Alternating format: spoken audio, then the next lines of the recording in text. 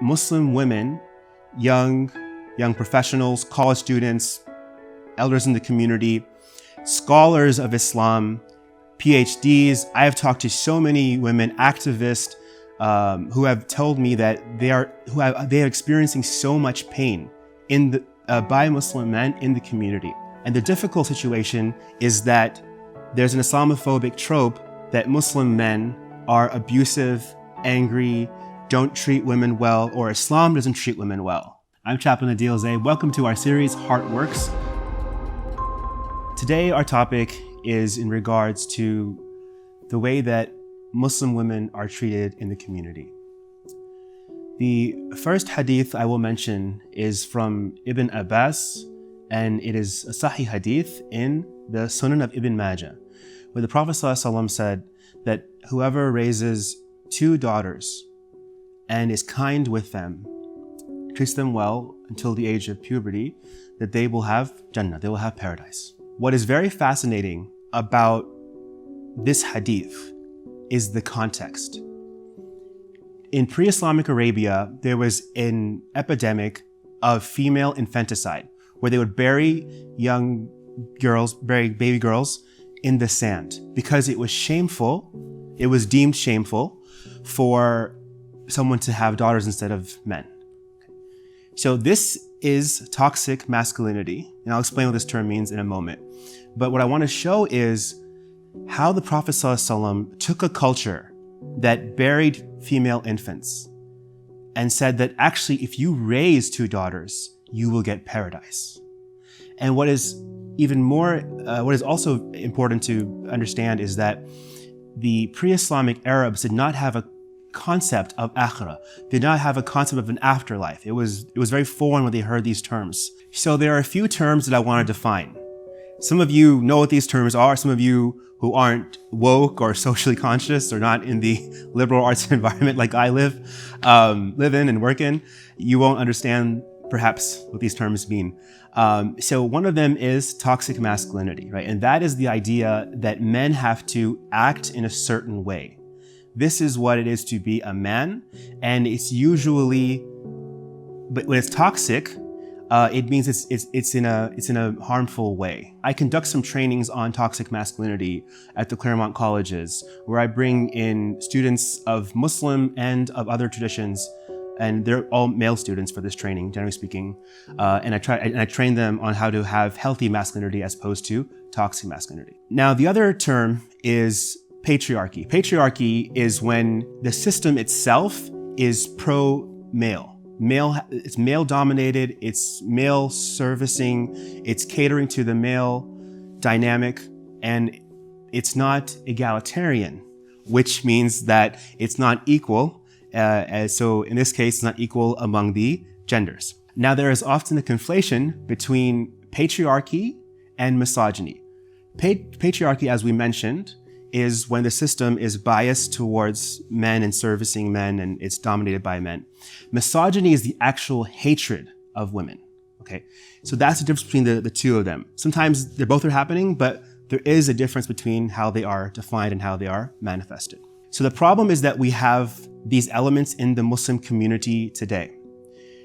The reason why it's important to address this is that Muslim women, young professionals, college students, elders in the community, scholars of Islam, PhDs. I have talked to so many women, activists, who have told me that they are experiencing so much pain by Muslim men in the community. And the difficult situation is that there's an Islamophobic trope that Muslim men are abusive, angry, don't treat women well, or Islam doesn't treat women well.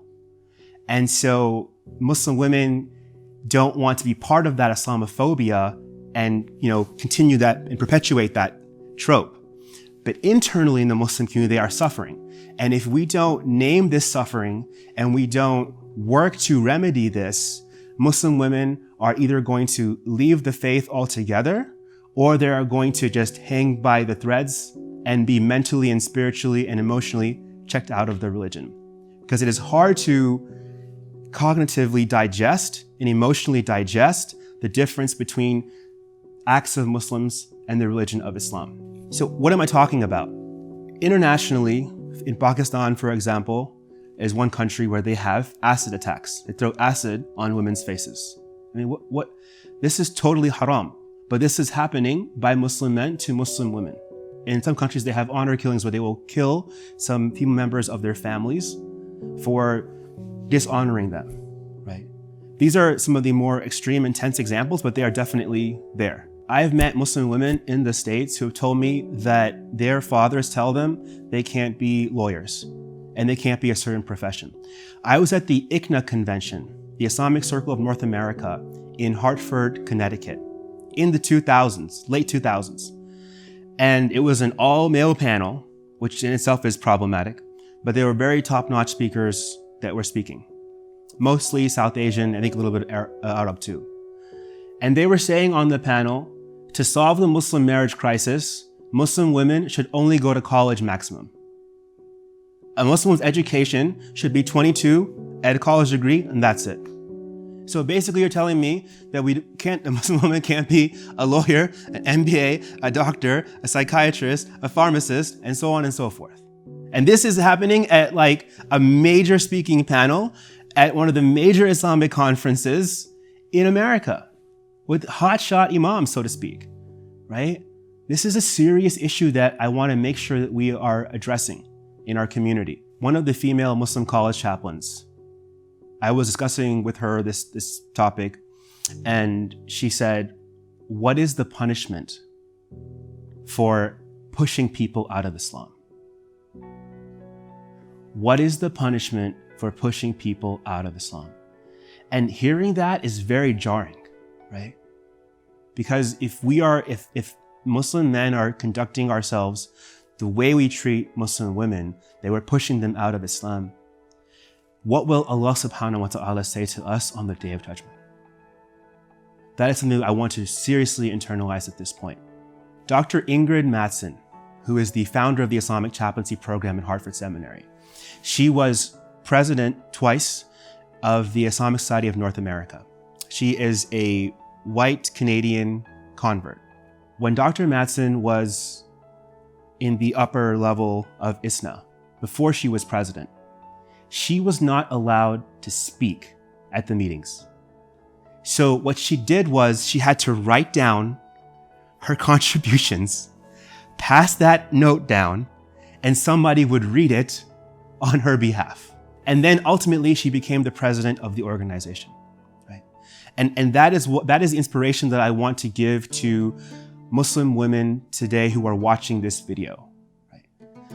There is a lot of struggle, but the action item I want to give you is there are people out there doing great work, like Dr. Ingrid Mattson, like Muslim advocates, a Muslim civil rights group, and there's numerous examples of activists, nonprofit, Islamic scholars, Sheikha Aisha Prime, Sheikha Muslima Permal in Southern California. There are so many people doing great work that can be an inspiration for you. Also, simultaneously, I want you to reach out and find male Muslim allies. They do exist and they're willing to help to create more equity in the Muslim community. For the Muslim men out there, I mentioned the example of Dr. Ingrid Mattson. Sheikh Noor, who was involved in ISNA leadership, he made sure Dr. Mattson sat next to her and he empowered her, which launched her into that position of leadership. So sometimes we don't realize the privilege we have as Muslim men. We can help empower and create space and reach out to Muslim women in your community. Hey, we have a masjid. We want to get more Muslim women involved. We have a nonprofit. We're doing a community service project. We want a Muslim woman to lead it, or some more Muslim women to lead, right? And all of these things I want to make explicitly clear. Patriarchy, misogyny, toxic masculinity, this is a global problem with everyone, not just Muslims, Islam, or Muslim men. This is a global pandemic, if you like, that we're all suffering from. We all have to work to end. If you found value in this video, hit that like button. And if you want more, check out our WoRx playlist for 40 ways to reconnect to yourself and the hearts of others. Thank you for your time. Assalamu alaikum.